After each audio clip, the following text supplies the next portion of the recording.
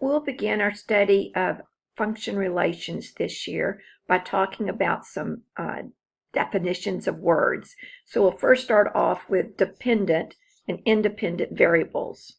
A variable that changes in response to another is called the dependent variable. It depends on what number is substituted, what result you're going to get. The other variable is called the independent variable. We can choose whatever we want to. It's independent. We place it in, and it will result in an answer. A function is a relationship that pairs each input value, x, with exactly one output value, y. Functions express dependence of one measure on another. The y variable is going to be the dependent variable, or the output. And the x is the independent variable, or the input. And you'll see as we progress through this unit that we don't always have y as our dependent and x as our independent. We'll vary that some. Another way of stating this relationship, y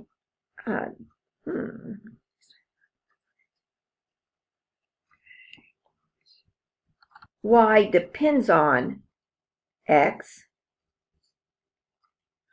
which can also be stated as y is a function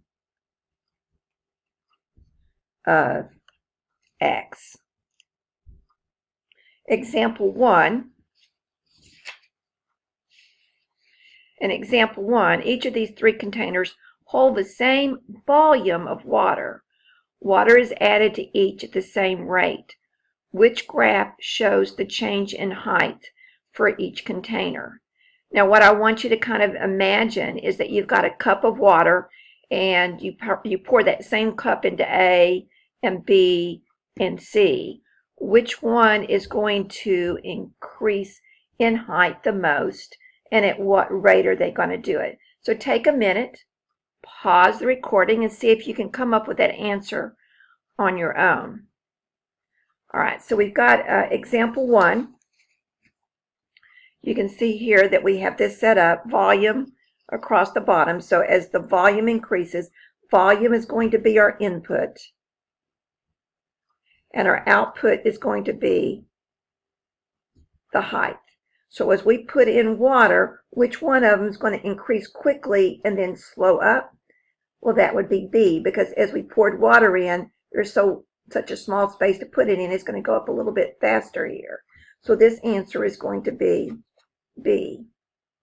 Now 2 and 3, they kind of increase also. They both increase. You can see them increasing. One of them increases slower than the other. So this is saying that my height is going to be smaller than the second one. So you can see C, of course, has got the shorter height, and A has got the taller one.